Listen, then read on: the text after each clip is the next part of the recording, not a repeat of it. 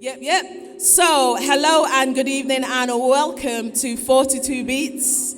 Zoop, zoop. Can we have some noise for 42 Beats, please? Amazing. So, what I'm going to do is I'm going to introduce you to our boss and the boss and my boss, Simone. Let's have a laugh. Hello, everybody. Hello. Evening, everybody. Welcome to, as Angeli's already said, to Beatz 42 in the wonderful Near Moss Centre, which is amazing to be. I have been here when I was your age, a long time ago. It's amazing to be back here. And thank you so much for all of you that have got this place going again. It's a really lovely venue to be in. So just a little bit of scene setting, because I really am the least talented person in the room, and I'm going to hand over to the talented people in a minute. This evening's really, really special. So this is the sort of one of the last events that we're going to be doing this year, because 42nd Street is 42 this year, for those of you who haven't. And so we've been having a few celebrations, but what we really wanted to do was have something that was really loud and really good fun and really celebratory and really kind of shone a light on how amazing some of the young people are at 42nd Street and the energy that you have. I think sometimes people think when you run a mental health charity that it's all a bit doom and gloom and a bit sad. Well, actually, there's a massive buzz at 42nd Street all the time. And the reason that there's a buzz at 42nd Street is because we've got an amazing team of people that work there. But more importantly, we've got incredible young people that walk through the door. And there's loads and loads and loads to celebrate at 42nd Street, and if you're a young person that comes into 42nd Street. So I know this evening we've got some amazing acts, and it's a real mix. So some of the young people, I've seen some lovely faces this evening that I've recognised from years ago, but there's some young people who I know are in service at the moment. There's young people who've never been in service, who are emerging artists. There's incredible established artists from the area and actually from further afield as well. So we've got a really eclectic evening for you this evening. I really hope you have a good time. But the most important thing is to really enjoy yourselves and to celebrate the fact that we've managed to get to being 42 years at 42nd Street. Yeah, let's give us a clap. I'm going to hand over to Angeli. Thank you. All right, so without further ado, I think we're going to bring our host on. The amazing man like Chunks, Chunk Master, MCR Chunky, Mr. Chunks. Yeah. So before we kick off for the night, we just thought we'd have a little chat with you, really. Can I take this? Let me just take this mic. Yeah, do it, man. Be a rebel. Yeah. How's it going? How are you? You okay? All right, man. It's a pretty good Friday. Pretty good Friday? Yeah. Decent. How's your day been? It's all right, man. I stayed up yesterday making music with Metrodome. So the day didn't start till like, I don't know, 1, 2 o'clock or something. Wow. Yeah. Wow. It's all the creative process, isn't it? That's it. It's part of it. Yeah. It's part of it. Yeah. So that's a nice little segue, people, because I'm going to do a little mini interview with you. Is that okay? That's cool. Yeah. Before we kick off this hosting? Yeah. All right, cool. So listen very carefully. So I remember I've been doing music or being part of the Manchester music scene for I'm giving away my age here now. Over 20 years. And you've been on the scene. You lie. I'm not lying. Yeah. So I just wanted to know, how did you get into music? How did I get into music? Yeah. I think because people in my family have always listened to music, innit? Like loads of different types of music. Yeah. And then when you're growing up in a house where the music is fire, do you know what I mean? You end up just kind of going, you're walking around singing along to things and like doing a dance move to things. So like that would probably be my earliest introduction into music. But I think professionally, how did I get into it? I think it was just a feeling. Like I'm from Wally Range, innit? I was born in Zimbabwe. Yeah. Yes. Zup. Yeah. You know what I mean? But like I'm from Wally Range, so like growing up in Wally Range at the time, like all this stuff like grime or any music that was like predominantly a lot of melanated people would get involved in wasn't given access. Do you get me? So like we couldn't even have like grime events in the middle of town or whatnot.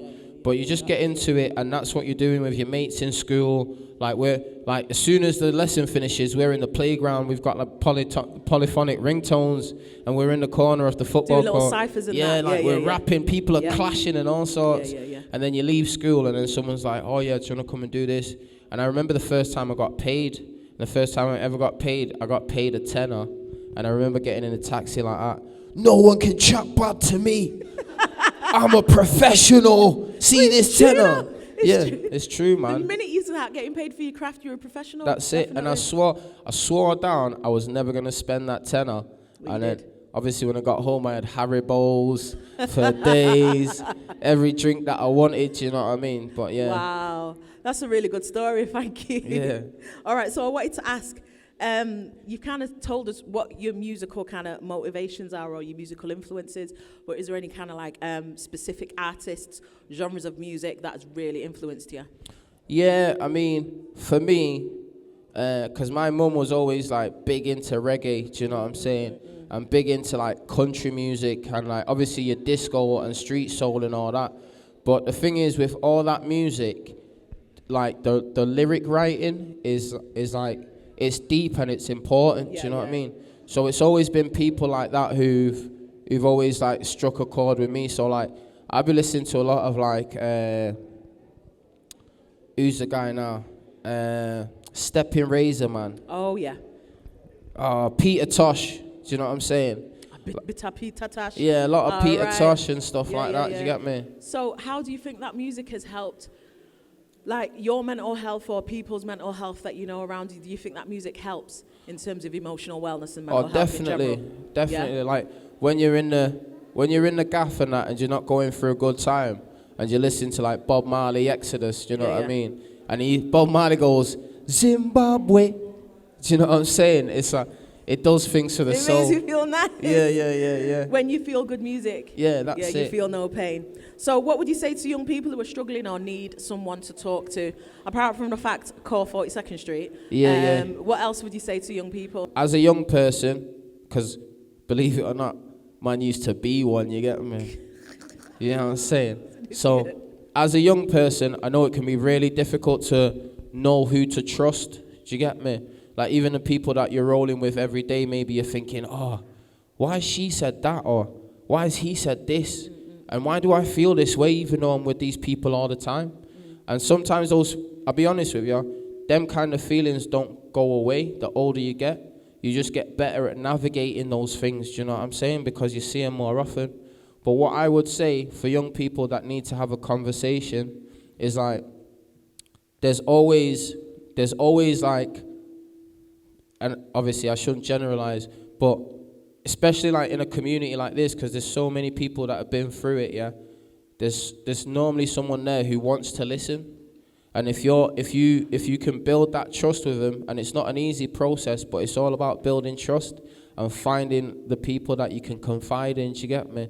And then I think the more that you get it out, you don't even have to say the specifics, but as long as you're willing to try and communicate, someone's always going to be there to want to listen. And obviously 42nd Street is a massive poster of people that want to listen. Do you know what I mean? So as long as you try, and I know it's difficult, but all you have to do is try, you get me? You can get it wrong, yeah, and it doesn't matter. If you try and you get it wrong, it doesn't matter. But if you don't try, you're not moving. Do you get me? I get that. So as long as that's what I would say. I'd say give it a go. Do you know what I mean? Beautiful advice. Beautiful advice.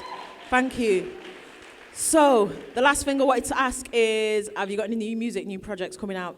Yeah, loads of music. Yeah. How can people find out about your music? Well, obviously, I don't have Snapchat or TikTok, you get me? I feel like I'm losing out because everyone seems to be having fun on there, you get me? But I've got an Instagram. I've got a SoundCloud. Yeah. Don't know how long Twitter's going to be around for, but I've got a Twitter. So obviously, if you want to get in touch that way. And like, feel no way about sending us a message. Obviously, man's local, innit, and man's one of those people that's down to listen. You know what I'm saying? So if you want to chat and that, it's amazing. You know what I mean? Thank you so much. Thank you so much. So round of applause for Chunky, because Chunky is going to be your host for the rest of the evening. I'm going to get off.